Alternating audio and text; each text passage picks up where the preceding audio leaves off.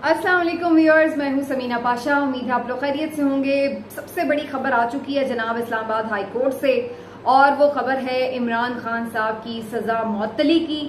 सबसे बड़ी खबर मैं इसलिए इसको कह रही हूँ कि जाहिर सी बात है कि इस वक्त सारा जो एक निज़ाम का एक ही मरकज़ो महवर नजर आता है वो यही कि इमरान खान, और इसी से जुड़े हैं बाकी तमाम सवालात भी, चाहे वो पाकिस्तान की मईशत हो, पाकिस्तान के आइंदा इलेक्शन हो, पाकिस्तान का उमूर मुमलिकत हो, या बहुत सारे और सियासी असरार और रमूज। तो सब चीजें इसी एक शख्स के साथ जुड़ी हैं। तो इसलिए उनकी सजा के हवाले से जो फैसला है वो बड़ा इंपॉर्टेंट था, और यही हमें नजर आ रहा था कि तमाम लोग इस फैसले के ऊपर नजरें जमाए बैठे थे।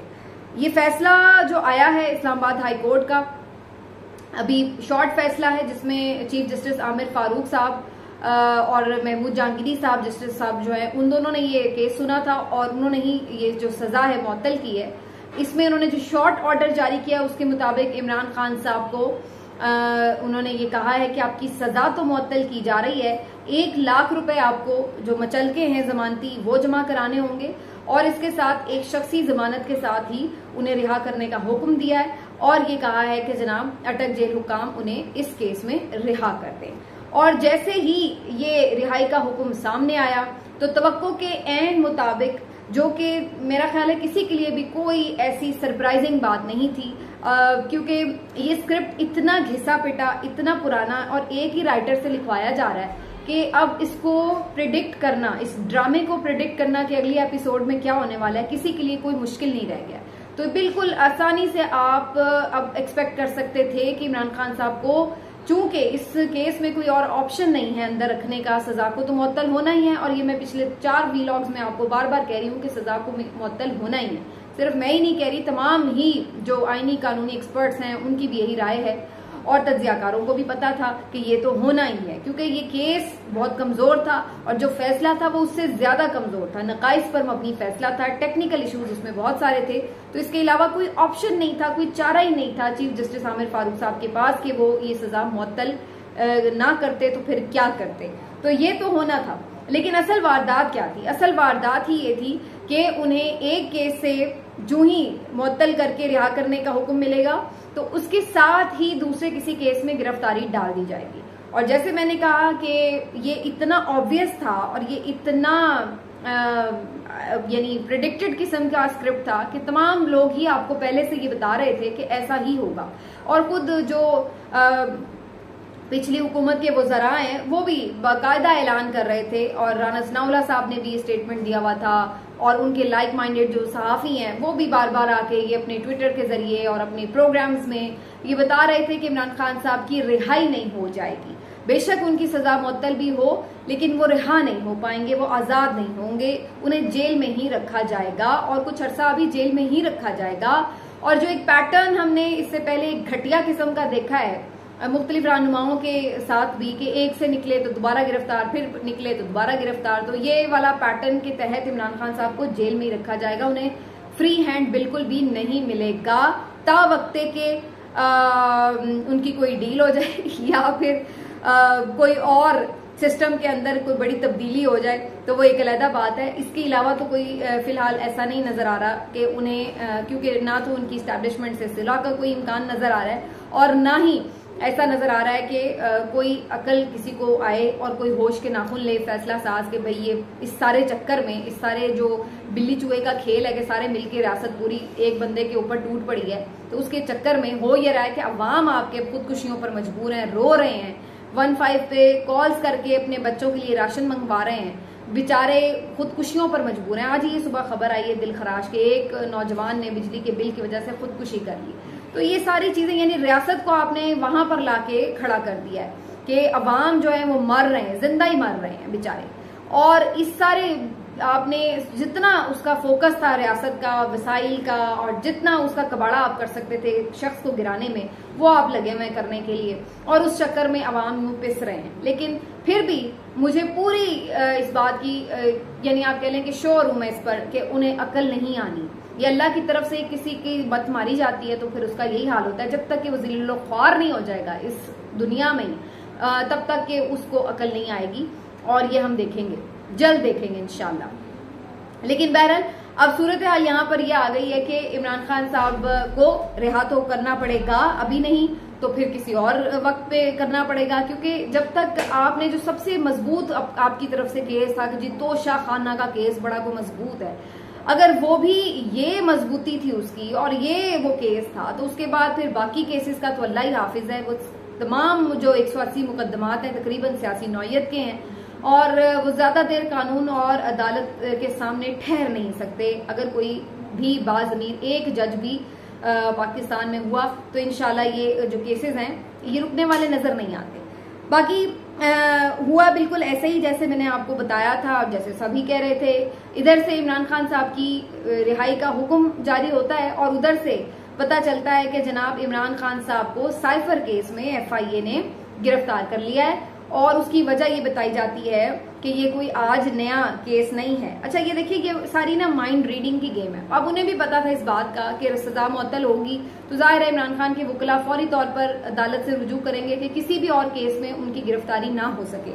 और इस सिलसिले में उनकी पिटिशनें पहले से तैयार भी थी, दायर भी थी, आज ही उन्होंने उसको समाअत के लिए भी फिक्स करने की दरख्वास्त कर रखी थी। तो ये तो सारी चीजें ऑब्वियस थी।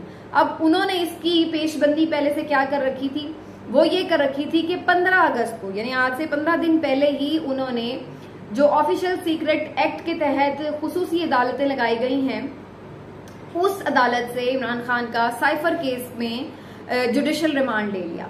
और वो जुडिशल रिमांड उन्होंने 10 रोज का लिया था। अब 10 रोज चूंकि पूरे नहीं हुए अभी, तो उनको 30 अगस्त तक रिमांड उनको दस्तयाब था। अब ये चीज कॉल PTI के वकला उन्हें शो नहीं की गई कि इमरान खान साहब की गिरफ्तारी उस केस में 15 अगस्त से डाली हुई है, बल्कि इस गिरफ्तारी को, इस ऑर्डर को उनसे छुपाया गया। ये इमरान खान के वकला का मौकिफ है, उनकी PTI का मौकिफ है।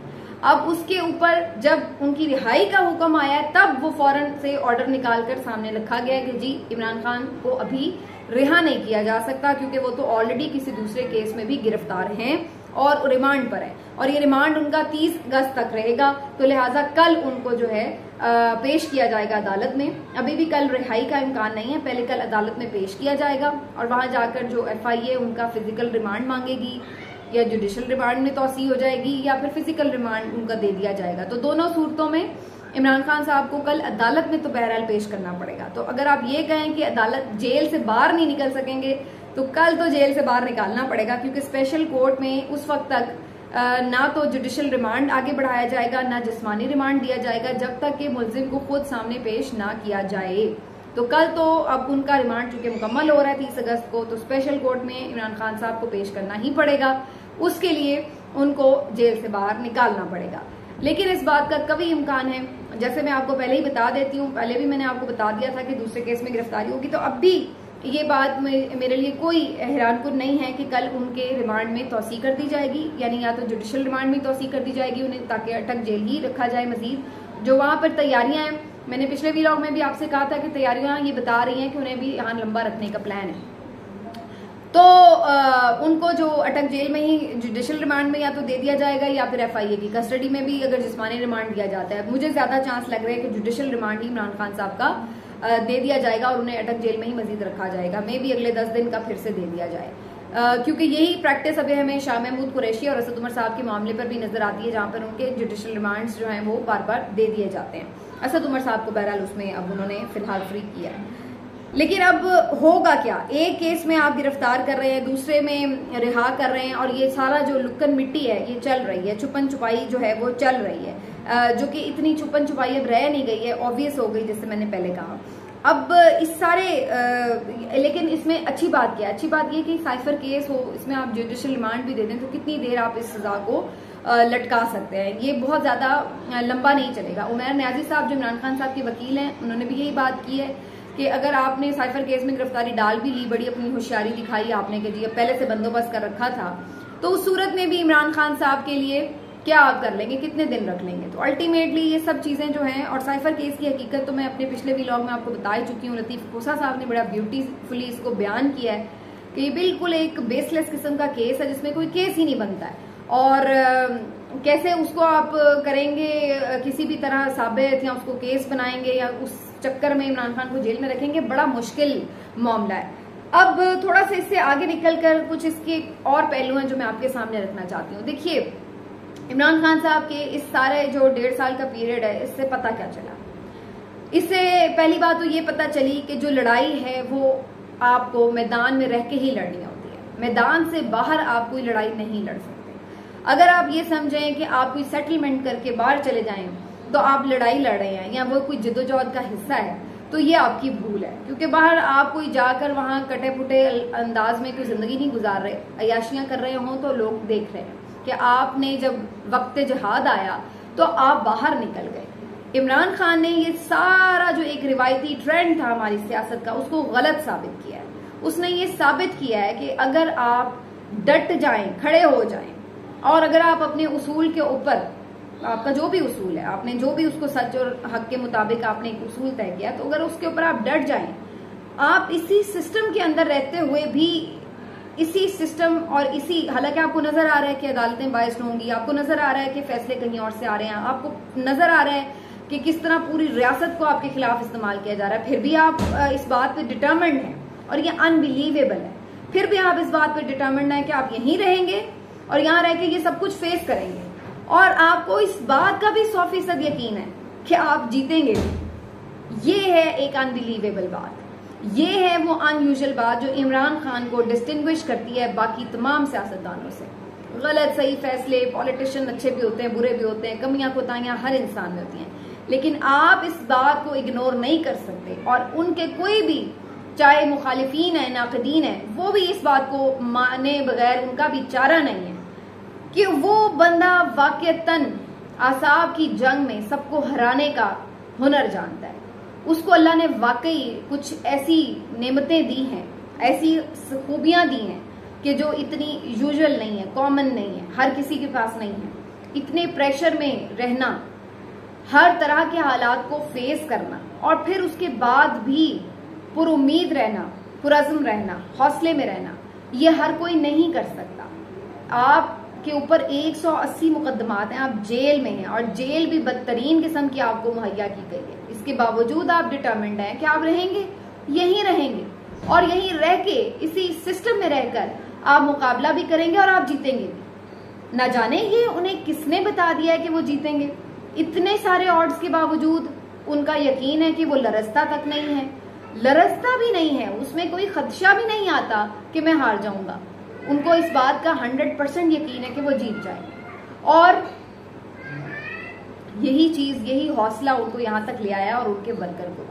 आज अगर पीटीआई की मकबूलियत उसी तरह बरकरार है, अगर आज इमरान खान के वोटर सपोर्टर उसी तरह उसके साथ जुड़े हुए हैं, उसकी नाअहली को वो जूते की नोक पर रखते हैं, आप उसके ऊपर केसेस में सजा सुनाएं, वो उसको कोई बॉदर नहीं करते हैं। आप उसकी ऑडियोज ले आएं, वो उनके लिए रद्दी हैं। आप उसके लिए कुछ भी उसके कैरेक्टर के लिए कर रहे हैं, वो नहीं उसको मानते।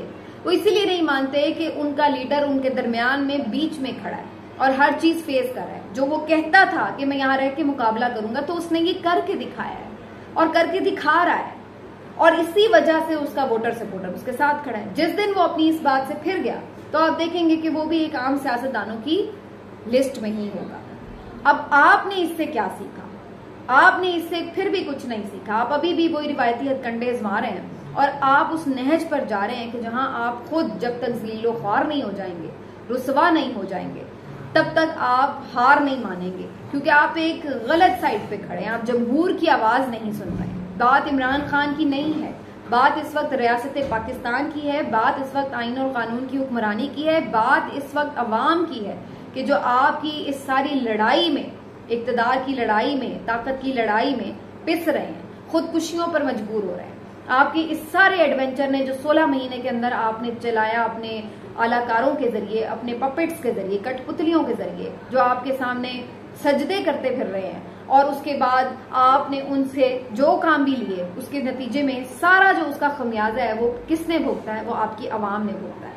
और अभी भी आप लोग इस चीज के ऊपर मुसलसल बज़िद हैं कि आप इसी तरह ये लड़ाई जारी रखेंगे। इमरान खान साहब की सियासी मुखालिफिन की तरफ से तो जो पैगामात आ ही रहे हैं, वही रिवायती शुरू हो गया काम, जी लाडला है, ये है, वो है, ब्ला ब्ला। अपना लाडलापन भूल गए हैं कि किस तरह एक 50 रुपए के स्टाम्प पेपर पर वहां बैठे हैं, आज तक वापस नहीं आए। वो लाडला नहीं है, और वो जो यहाँ रहकर फाइट लड़ रहा है वो लाडला है। तो वो रिवायती उनकी बयानबाजियां शुरू हो गई हैं, लेकिन उनकी बयानबाजियों की किसी को कोई ऐसी खास फर्क तो पड़ता नहीं, ना उन्हें कोई एड्रेस करता है, ना कोई उसे इम्पोर्टेंस देता है। जो कम से कम इमरान खान के वोटर सपोर्टर है, इससे उन्हें तो कोई फर्क नहीं पड़ता। बाकी मुख्तलिफ चैनल्स हैं, वहां पे भी सफ़े मातम बिछ रखा है और वहां पे भी हम देख रहे हैं कि सब लोग जो हैं वो गुस्से का इजहार कर रहे हैं, न जाने क्यों। हालांकि सबको पता था, ऑब्वियस था कि इस फैसले से यही नतीजा निकलेगा। लेकिन एक चीज मैं यहाँ पर वाजे कर दूं कि इमरान खान साहब की नाअहली अभी तक बरकरार है, डिस्क्वालिफिकेशन उनकी बरकरार है, क्योंकि इमरान खान साहब की सजा मुअत्तल जरूर हुई है, अभी खत्म नहीं हुई। और जब तक कि वो सजा खत्म नहीं होगी, अभी ये सिर्फ आप कह लें कि सस्पेंड हुई है, बाइज्जत बरी नहीं हुए, केस खत्म नहीं हुआ। अब एक तरह से फिर से उसका ट्रायल होगा और फिर उसके बाद ही फैसला होगा कि वो इसमें बाइज्जत बरी होते हैं या दोबारा से उन्हें सजा सुनाई जाती है। तो इसलिए उनकी डिस्क्वालिफिकेशन बरकरार है। अभी तक वो इलेक्शन में हिस्सा लेने के अहल नहीं हो सकेंगे, लेकिन जहां तक ये बात है कि अगर उन्हें किसी और केस में जुडिशियल रिमांड पर रखा जाता है तो फिर तो वो जेल में रहेंगे, लेकिन अगर उनको रिहा करने का हुक्म आ जाता है और वो बाकी केसेस में भी पेशगी जमानतें ले लेते हैं तो उस सूरत में फिर उनकी रिहाई होना मस्ट होगी। लेकिन ये सारा कुछ अभी इतनी जल्दी होता नजर नहीं आ रहा, इसमें थोड़ा सा अभी मजीद टाइम लगेगा। लेकिन जो उनकी डिटर्मिनेशन है और जिस तरह से उनके वकला भी पूरी जद्दोजहद कर रहे हैं उनके लिए, ये शायद कुछ टाइम और बढ़ सकता है, लेकिन ये अगर आप ये कहें कि हमेशा ये चलेगा तो ऐसा नहीं होगा। मिलते हैं अगले वीडियो में, अपना ख्याल रखिए। अल्लाह।